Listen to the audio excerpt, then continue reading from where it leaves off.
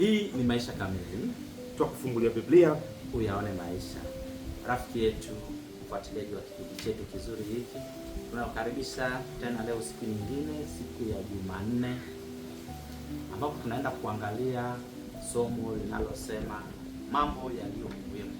Siku ya jana nilikuwa na mwenzangu hapa, mkaangalia maisha ya zamani ya Paulo. Kwa hiyo kumbe hakuna namna yoyote ulikuwa ungemkataa. Njia zote alizipitia. alikuwa nakubalika Machoni pa wanadamu. Kwa hiyo amethibitisha. Leo tuangalie mambo yaliyo muhimu. Basi kabla tujaendelea, tupate kuomba.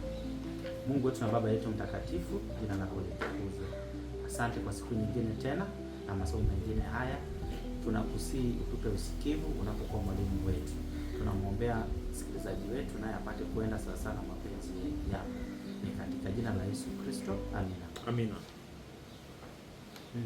Kuna makabila hapa Tanzania wanasema haya makabila ya watu wa fedha, watu wa biashara. Wewe umekaa kibiashara. Tuyaache. Lakini mimi naamini watu wote tupo katika akili ya kupata fedha, ya kupata faida na kutafuta kukwepa hasara. Lugha kama hiyo ndio aliyotumia Paulo alipokuwa anasimulia habari ya uzamani wake. Katika Wafilipi sura ya 3 mstari wa 7 aliposema lakini mambo yale yaliyokuwa faida kwangu naliyahesabu kuwa hasara kwa ajili ya Kristo. Ile CV yake ya zamani, kutumainia mwili, kutumania Uisraeli, Ubenjamini, Uebrania, utohara, Uyahudi, ujuhudi wa kulihudi kanisa. Maana alikuwa anaona sifa, alikuwa anaona faida, anaona fahari anapolihudi kanisa. Watu wanapiga makofi. Wewe ni Yahudi kweli kweli. Wewe ni Israeli kweli kweli. Wewe ufufuo wa wafu umo. Sasa nasema yale yote aliona hasa kuona. Unajua unaweza kufanya biashara, mtu anasema achana na hiyo biashara, hasara tu, lakini kuna mtu mwingine akasema yani hii itakuja kunilipa. Sasa hebu tuzungumzie habari ya muhimu, mambo yaliyo muhimu. Hivi tunayatazamaje mambo yaliyo muhimu? Unatazamaje hii ni faida, hii ni hasara? Paulo akizungumza namna hii, kuna watu wengine wanasema yani huyo jamaa ndio amechanganyikiwa. Atawaingiza hasara huyo jamaa. Achana, msimsikilize huyo. Lakini anasema haya mambo yana faida kwangu. Yana faida kwangu. Wewe ni kumjua Kristo. Unakumbuka ile fungu la kawaida? Ili nimjue yeye na uwezo wa kufufuka kwake na ushirika wa mateso yake, nikifananishwa na kufa kwake, ili nipate kwa njia yoyote kuifikia kiama ya wafu. Yaani haya naona hiyo faida hii. Wafilipi 3 mstari wa 10 mpaka 11. Sasa haya macho, tuzungumzie habari ya macho, kuona. Twende kwenye Yohana sura 9 mstari wa 39. Kuna kisa hapa. Yesu anasimulia, Yohana anasimulia kisa cha aliyekuwa kipofu. Yohana 9:39. Ila sasa akawa anaona kwa msaada wa Yesu. Sasa Yesu anahitimisha kwa maneno haya hicho kisa 9:39.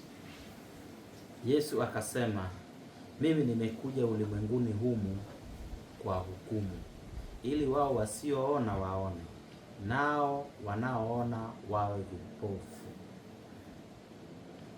Mimi nimekuja ulimwenguni humu ili wanaoona wawe vipofu, wasioona waone. Sasa kisa chenyewe bana, ukipata muda soma Yohana sura 9. Ni moja kati ya tamthilia uhitaji kulipia, ni bure, iko hapa. Nzuri sana. Kipofu tangu kuzaliwa. Hiyo ni kazi ngumu hiyo. Yesu kwa kuwa ametumwa na Baba kuyatenda mapenzi yake, kuwasha taa katikati ya giza, kufungua vipofu, wanaoona wasioona wapate kuona, akamtengenezea tope, huyo akaanza kuona. Sasa issue ni kwamba wale wasiomwona Yesu kwamba ametumwa na Mungu kufanya hizo kazi, wakapata shida. wakamletea shida huyu anayeona, wakamsumbua sana, wakataka amkane Yesu.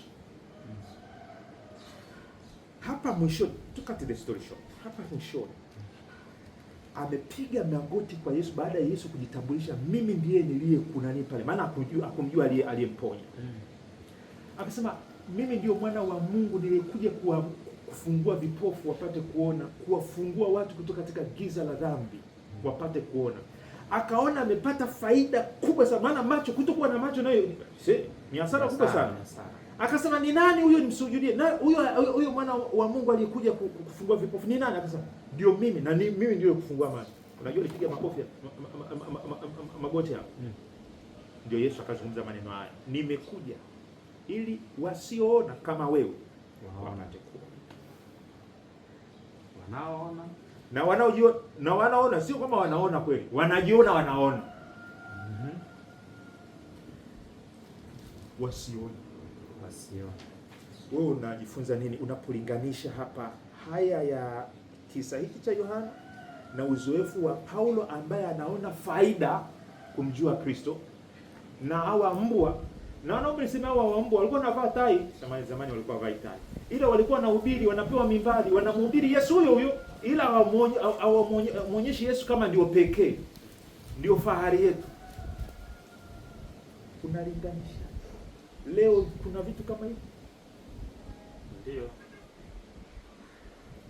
wasioona ni vipofu, hawana uwezo wa kuona. Yesu anawafanya waone. Wanao, kama neno linalosema, wanaojiona wanaona. Naweza nikawepo naenda kanisani, najua mimi ndiye Mkristo, naenda kanisani. Kumbe unajiona, najiona, kumbe sioni. Simuoni Yesu. Naona washiriki wenzangu, naona wengine, simuoni Yesu. Kwa hiyo huyu kipofu kwa kuwa ametendewa na Yesu, anamuona, lakini mimi ninayejiona kwamba naona kwamba kila kitu kipo shwari, nakula, nafanyaje, naendesha gari, kwa hiyo sasa simuoni Yesu. Yesu anasema kwamba mimi ninayeona kwamba naona, sioni, sitaona, na huyu ambaye alikuwa aone ndiye anayeona. Kwa hadithi nikwambie kisa changu. Nadhani nimekusimulia, lakini sitakuchosha nikirudia tena. Nilipoiona lulu ya Injili, furaha iliyopo kwenye kumtangaza Kristo. Nimemaliza form 4 tu, nimefaulu kwenda Kataramba Secondary School yako Sumbawanga, na HGL, piga HGL.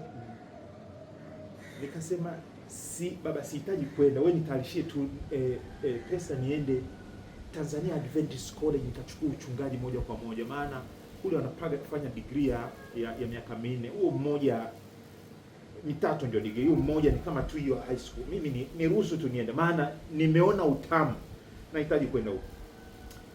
Unajua sio wote ambao waliona hiyo faida, wengine akasema mbona una haraka? Si ungeenda wakati mzee, umetayarisha maisha yako, umejenga nyumba, watoto umewacha vizuri. Mimi nilikuwa naona ni vipofu, alafu wao wananiona mimi ni kipofu. Sio una uzoefu na wewe kama vitu kama hivi? Ni kweli. Rafiki yangu, sijui kama umekutana na Yesu lakini naomba nikuhakikishie, kama umeiona lulu ya thamani, sio wote watakaoiona. Kuna vipofu wengi sana ambao wanajiona wanaona. Wengine wanaweza kuwa wachungaji wako, wanaweza kuwa wazazi wako, anaweza kuwa mke wako, mume wako, watoto wako. Macho kuona ni uwezo wa Mungu, na kama umebahatika kuona, usisubiri mpaka watu wote waone. Hivi na wewe unaona, unaona ndio unaosema kusema hivi, kweli na mimi nitakuwa nimeona sawa sawa. Kama umeiona lulu, kauze vyote ulivyo navyo. Ingia hasara ya mambo yote. Ingia hasara ya udini, ya udhehebu, ya vitu tunavyojengeshia matumaini yetu hayo. Sijui watoto na vyote hivyo. Yaani Yesu awe ndio thamani ya kwanza. Kufa pamoja naye uweze kuishi pamoja naye. Tuombe. Baba yetu wa mbinguni, tunakushukuru kwa ajili ya wito huu ambao tumeupokea na tunashiriki pamoja na mwenzetu anayetusikiliza. Tunaomba ayo macho ya kumwona Yesu katika fahari yake na kujivunia, kujigambia katika yeye, kujitambia katika yeye. Nenda katupatie ujasiri huo na kutembea katika nuru hiyo mpaka kesho tena unapotuleta kwa masomo mengine. Tunaomba hivyo kwa jina la Yesu. Amen. Amen. Amen. Basi mfuatiliaji wetu, leo tumefika mwisho kwa somo la siku ya leo, ambapo tumeona mambo yaliyo muhimu. Siku ya kesho, karibu sana, tunaangalia somo linalosema imani ya Kristo. Karibu sana. Mimi ni Geoffrey Omondi na mimi ni Enos Mwakalindile. Tukutane kesho.